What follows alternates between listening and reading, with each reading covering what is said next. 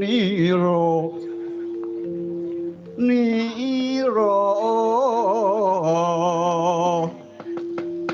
gumyung swaraning bendhe beri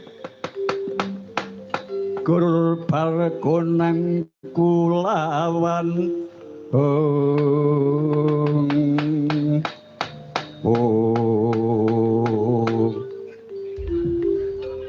Estunggara Manik Raja Dewaku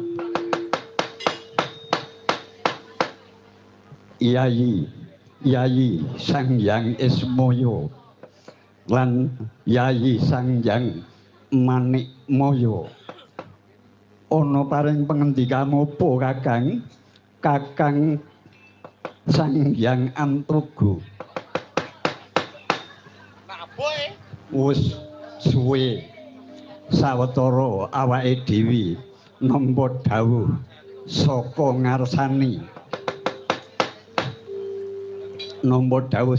nyewang padha wenang yen to awake dhewe kudu njajah Triloka supaya awake dhewe bisa entuk pengalaman utawa bisa ngerteni mubah musiking ana ing Triloka. Iya Kakang Antoga. Iya Kakang Antoga. Mula iki wis sawetara yen to miturut dawuhe ngewang pukulun padha wenang yen to awake dhewe iki salah sijine bakale Winisuda dadi ratu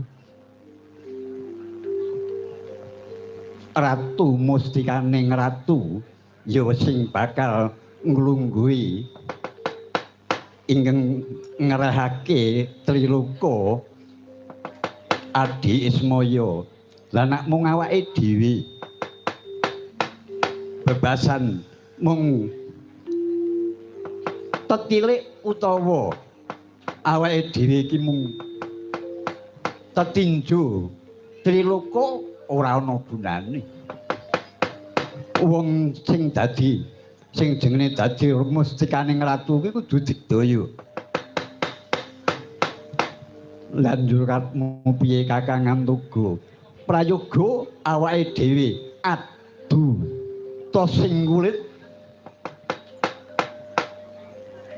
to sing balung kandeling kulit. Iya Kakang, iya Kakang. Yen to pancen mula mengkono, ayo dadi mengko ingkang sasat utawa ingkang menang ingkang dadi ratuning Triloka. Nanging janjinipun Kakang Yayi Ismaya mengko yen to sing menang pun Kakang Yayi ora kena meri. Kosok balene yen to Yayi sing menang pun Kakang ora kena meri. Utawa Adi Manikmaya ya ora kena meri. Aku mung manut Kakang. Aku go manut Kakang Antoga. Lan njur prayogani sapa mungsuh sapa dhisik.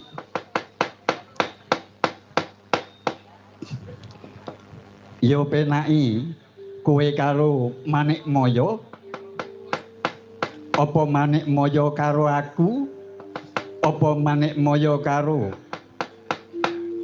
Adi Ismaya. Kakang Antoga, aku wong nom ora rek disiki. Prayogane yen to mula mengkono ayo Manikmaya mungsuh pun Kakang. Iya ning iki mung pendadaran Kakang Antoga. Iya pun Kakang ijeh eling Purwomadya wasana. Yen to pancen mengko ana kedadian ing ora prayoga, aku ingkang ora trima. yen to panjenengan mula mengkono ayo adi malik moyo monggo kakangan tugu kula adosi.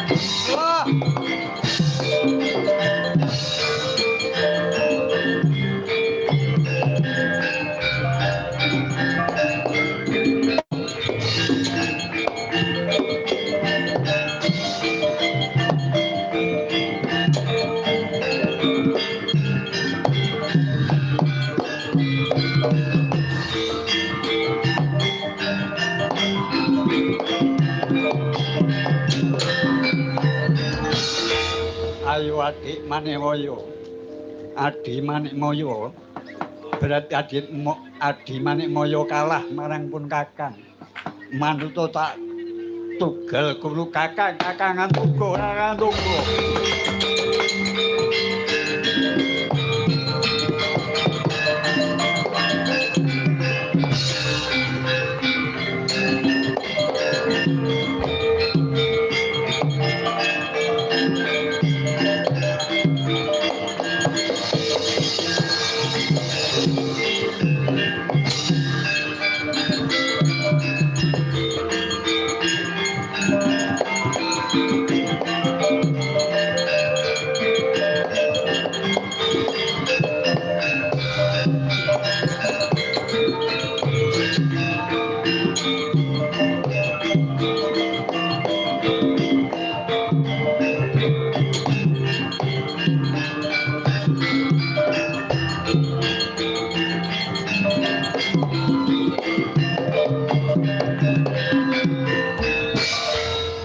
apa Adi Manikmaya nututi marang kon Kakang ora nyono babar pisan kowe ora ngerti sedulur yen ngerti ku rak ya mungkur jenengane wong adu kekuatan utawa adu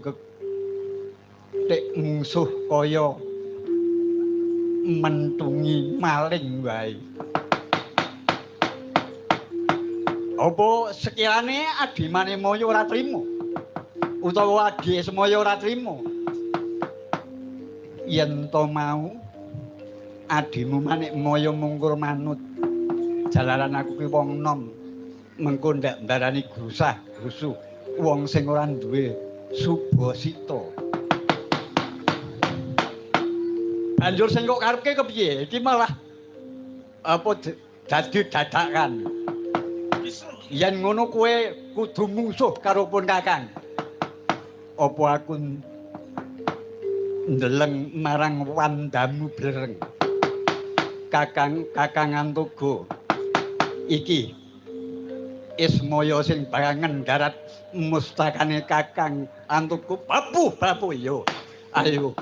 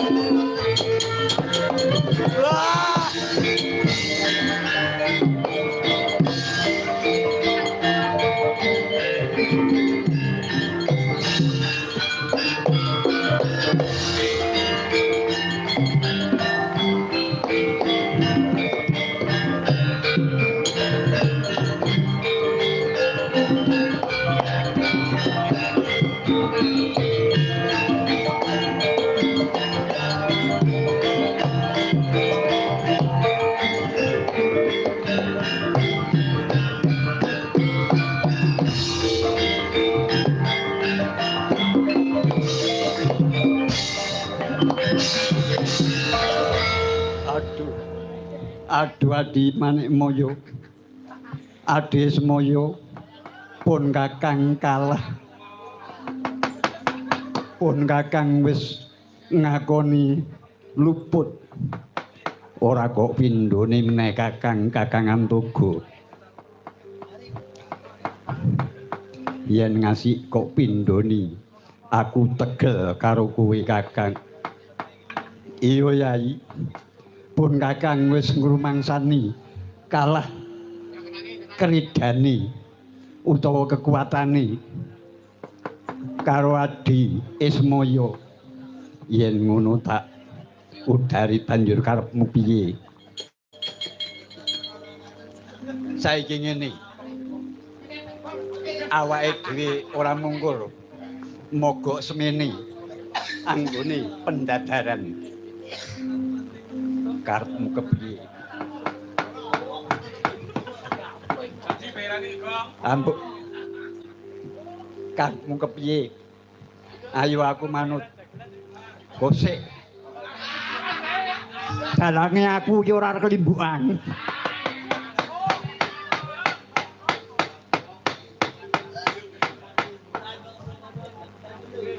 Kowe ora gawe cuwo. Diundangke orden barang. Iya. Banjur karepmu piye Kakangan Tugu?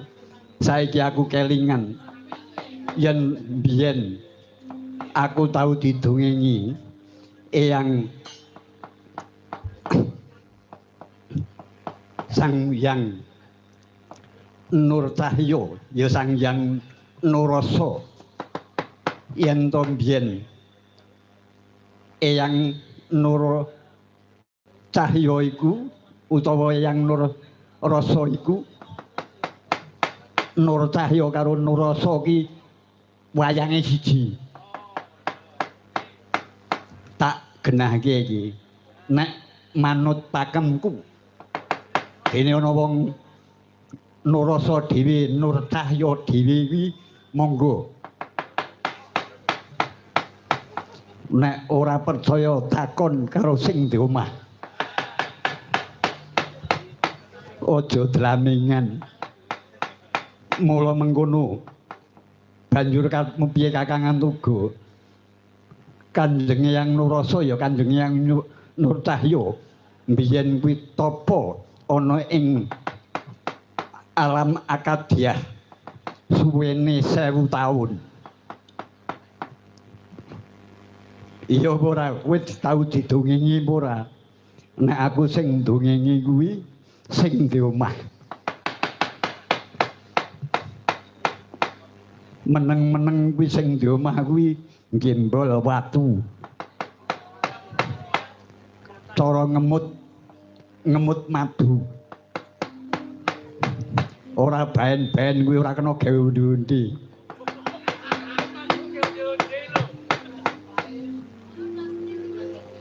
Banjur karepmu piye Kakangan Tugu? Ayo biyen Kanjeng Eyang Nurrasa ya Nurcahya kuwi nggone tapa ning alam Akadiah suwene 1000 taun kuwi lungguh ana ing watu lintang. Nyuwun pangapunten mbok menawa ana wong sing duwe versi nek Semar mangan gunung kuwi monggo ning wekku mangan watu lintang. Banjur karepmu piye sapa sing bisa nguntal watu lintang yaiku ingkang dadi ratuning mustikaning ratu ngratoni Triloka Adi Ismaya. Adi Manekmaya wis krungu dhewe ngendikane Kakang Antogo. Iya Kakang, ayo menyang goleki watu lintang kang mapan ana ing Kedaton Kusma.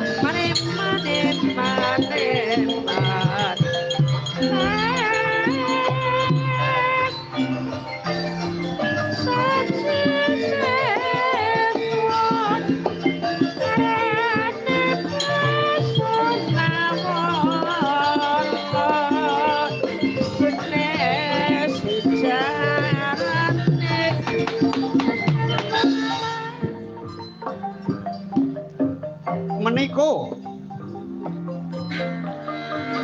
warmanira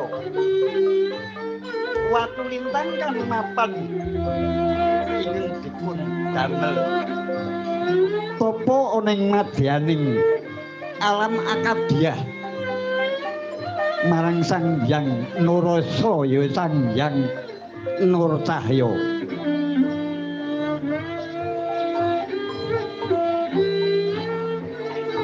mangkono sedyane putra Sang Hyang Tunggal tetiga Sang Hyang Antoga Sang Hyang Ismaya Sang Hyang Manikmaya kersanira badhe hanguntal watu lintang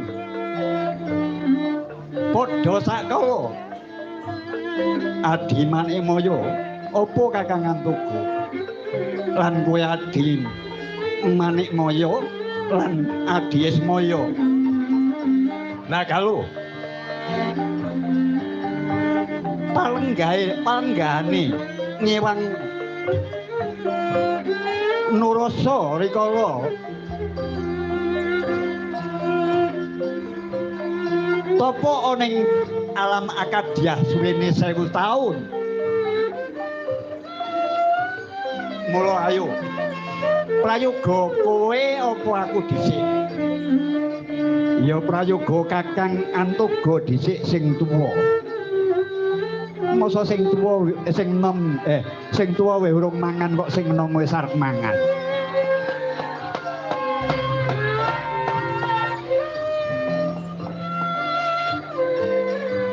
ya wis yen to mangkono pun Kakang ingkang bakal mluwih dhisik nyatane yen to mengko kowe bisa kowe dhisik ning kowe bisa kasembatan lah nek pun Kakang rak kalah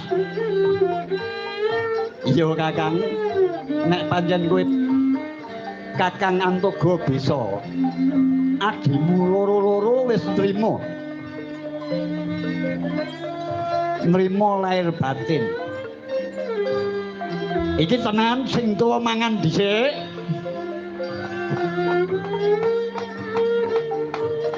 Yo Kakang Antoga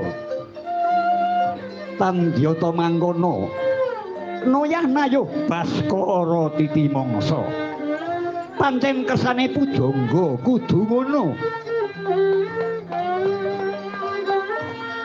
Sang Hyang Antoga sedyane arsa anguntal watu lintang ning nyatane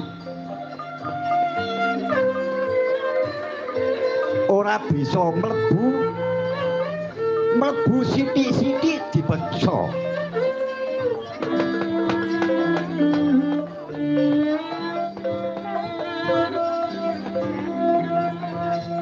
mangkono ngetuk karosan ngetuk kadigdayan noyah nayuh Baskara titi mangsa kersane pujangga kudu mangkono Sang Hyang Antoga datan kuwawa nguntal watu lintang nanging awake malah dadi bubrah weteng gedhe lambe suwek meh tekan kuping kewer saknalika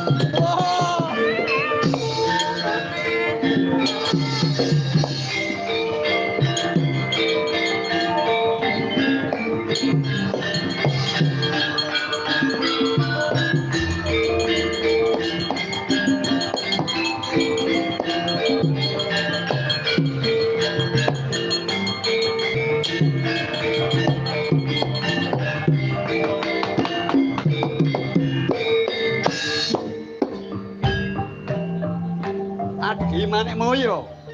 Kakang Ismaya kepiye? Adi Manekmaya dhisik apa pun Kakang dhisik yen aku ketoke ora mampu Kakang Muntawatu Lintang kuwi. Hayan mengkono nek pancen aku sing bisa Muntawatu Lintang iki. Berarti sing menang aku. Iya Kakang, aku wis nyatane Kakang Antoga Kuntal kena ke Prabowo mbuh tibani. Iya Kakang, njaluk pangestu Yayi, monggo Kakang Ismaya.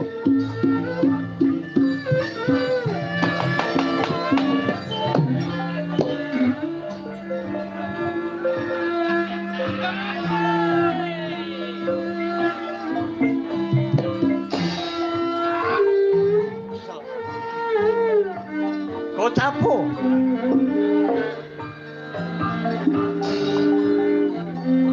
ngoyah nayo Baskara Titimangsa pancen kersane pujangga kudu mangkono.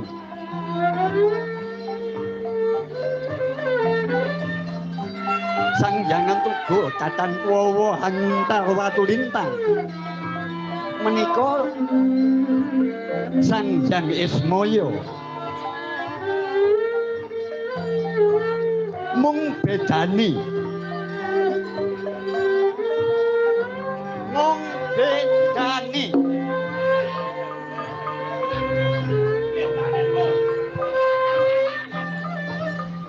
bedani Ismaya bisa nguntal ning ora iso nglepek.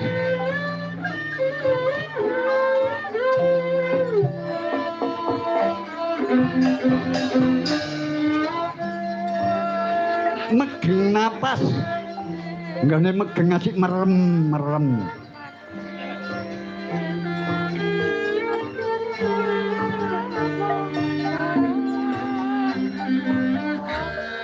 Kocapo Sang Hyang Ismaya bokong dadi gedhe, weteng dadi mlenduk, padha saknaliku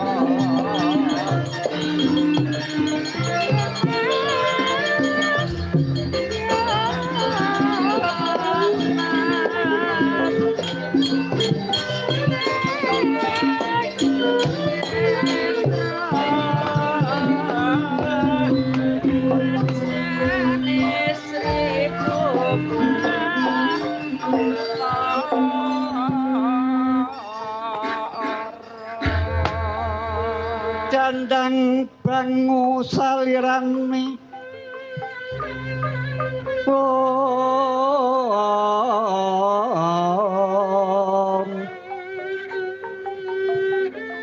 Garuda cucu ing wesi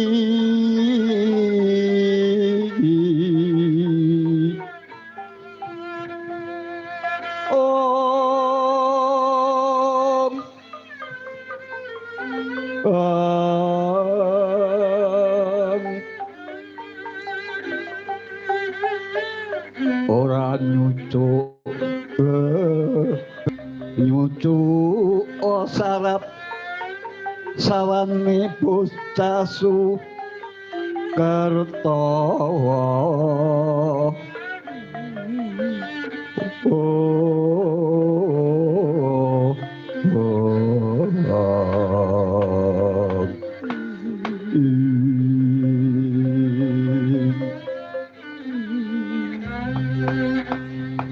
waduh Kakang Tugu aduh Adi Manik Adi Esmaya ana kedadian sing kaya ngene awakku dadi bubrah banjur piye kaya ngono iki sing menang cethane Adi Manik Maya iya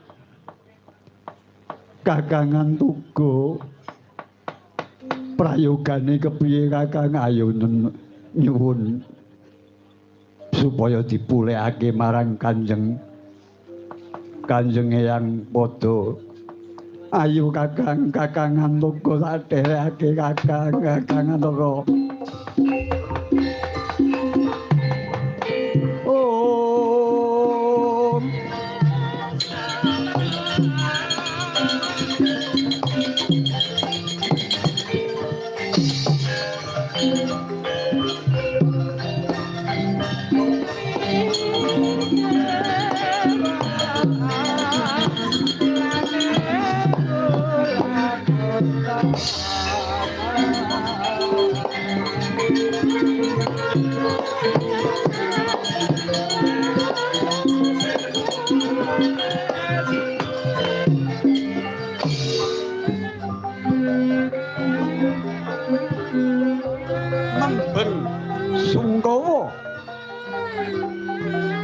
Sadra kekalih putrane Sang Hyang Tunggal nuninggi Sang Hyang Antoga lan Sang Hyang Esmaya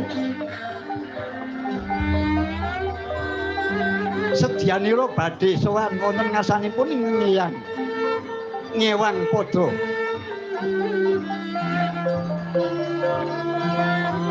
mula datan mungkal senajan to dewa kuwi kena lara luputing pati